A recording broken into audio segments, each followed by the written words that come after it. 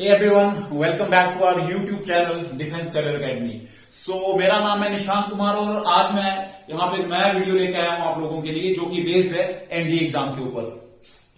तो आज हम लोग यहाँ पे चर्चा करेंगे कि एनडीए एग्जाम है क्या, इसके लिए क्वालिफिकेशन क्या रहती है, इसके लिए एग्जाम पैटर्न क्या है, इसके लिए एज लिमिट क्या है और कौन कौन से कैंडिडेट इसके लिए अप्लाई कर सकते हैं, मतलब मेल या फीमेल।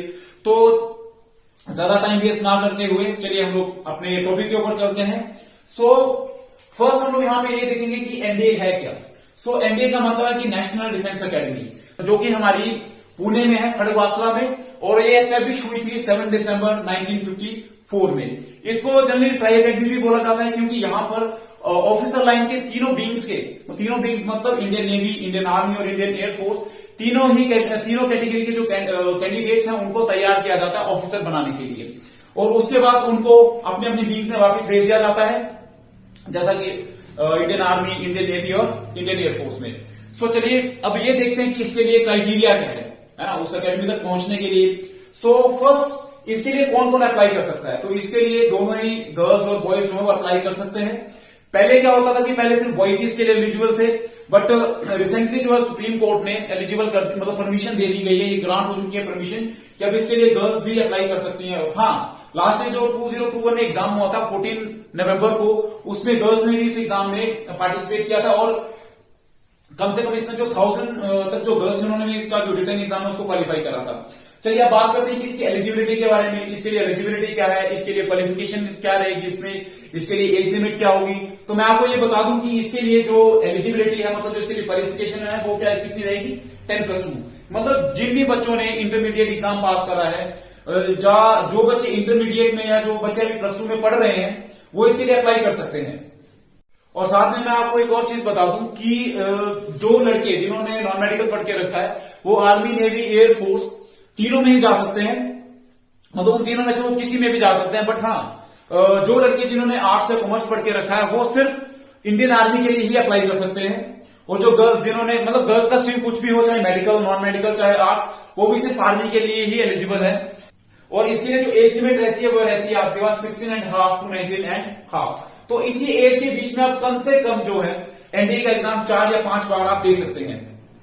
और हाँ, जो बच्चे अभी +2 में अपियर हैं, मतलब जो भी बच्चे +2 में अपियरिंग है, उनका जो फर्स्ट चांस है जो एनडीए के एग्जाम का, वो उनका बन जाता है जब एनडीए का एग्जाम आपका कंडक्ट होगा, आइदर या तो अक्टूबर में होता है या नवंबर में होगा। तो उस हिसाब से जो बच्चे अभी +2 में अपियर है वो भी इस एग्जाम की तैयारी कर सकते हैं। तो अब बात करते हैं नेक्स्ट कि इसके लिए जो एग्जाम पैटर्न है वो क्या रहता है। एग्जाम पैटर्न में आपके पास क्या होता है कि इसका सबसे पहले इसका एक रिटन एग्जाम होता है, फिर इसके बाद इसका जो बच्चे फिर रिटन एग्जाम में क्वालिफाई होते हैं उन बच्चों को बुलाया जाता है इंटरव्यू के लिए। इंटरव्यू मतलब एसएसबी के लिए, जिसका फुल फॉर्म होता है, जिसका पूरा नाम है सर्विस सिलेक्शन बोर्ड। फिर जो बच्चे एसएसबी के लिए क्वालिफाई होते हैं वो बच्चे जाते हैं मेडिकल एग्जामिनेशन के लिए, और फिर जो बच्चे मेडिकल एग्जामिनेशन में पास होते हैं उसके बाद इनकी एक बनती है फाइनल मेरिट। उसके बाद इनकी जो ट्रेनिंग है वो हमारी एनडीए अकेडमी मतलब एनडीए नेशनल डिफेंस अकेडमी, वहां पे इनकी जो ट्रेनिंग है वो स्टार्ट हो जाती है। चलिए उसके बाद हम लोग बात करते हैं इसके सिलेबस के बारे में कि जो इसका रिटन एग्जाम है उसके लिए सिलेबस क्या क्या है उसके लिए। तो इसमें जो बच्चे एनडीए के रिटन एग्जाम के लिए जो अपियर होते हैं उनको 2 एग्जाम से उनको गुजरना पड़ता है। जो मतलब इसका जो रिटन एग्जाम है, एक उसका पहला एग्जाम जो होता है उसमें आता है जनरल स्टडीज रहती है और साथ में इंग्लिश। तो ये आपका जो एग्जाम होता है ये होता है 2.5 आवर का। और उसके बाद आपका जो दूसरा एग्जाम आता है वो आता है आपका मैथमेटिक्स का। ये जो आपका मैथमेटिक्स का जो एग्जाम है इसका भी जो टाइम पीरियड है वो भी सेम है, कितना, 2.5 घंटे, मतलब 2.5 आवर्स। तो इस एग्जाम को जो कंडक्ट करवाता है वो करवाता है यूपीएससी। फिर जैसा कि मैंने अभी आपको बताया कि जो बच्चे रिटन एग्जाम क्वालिफाई करेंगे उनको फिर उसके बाद बुलाया जाता है इंटरव्यू के लिए। फिर उनका जो थर्ड फेज आता है वो होता है आपके पास मेडिकल एग्जामिनेशन। जो बच्चे फिर मेडिकल एग्जामिनेशन में पास होते हैं फर्दर उन्हीं का ही जो है फाइनल मेरिट लिस्ट निकलता है। उसके बाद जो बच्चे क्वालिफाई होते हैं उनको भेजा जाता है एनडीए खड़गवासला में उनकी ट्रेनिंग के लिए।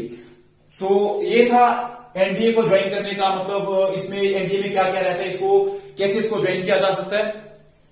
तो मेरा ये वीडियो बनाने का जो मोटिव है ये है कि जो भी बच्चे एनडीए के लिए जो तैयारी कर रहे हैं, ठीक है, वो तो उनको अगर कोई दिक्कत आती है कि इसका सिलेक्शन प्रोसेस है, मैं कैसे उसके लिए अप्लाई कर सकता हूं या कर सकती हूं, तो इस वीडियो से आपको कहीं ना कहीं थोड़ा सा आइडिया मिल जाएगा कि हमें उसके लिए कैसे अप्लाई करना है, उसके लिए तैयारी कैसे करनी है। एट एंड मैं आपको यही मैसेज देना चाहूंगा कि जो भी बच्चे एनडीए के एग्जाम के लिए प्रिपरेशन कर रहे हैं वो हमारे साथ कांटेक्ट कर सकते हैं। हमारा जो नंबर है वो आपको नीचे लिंक में मिल जाएगा।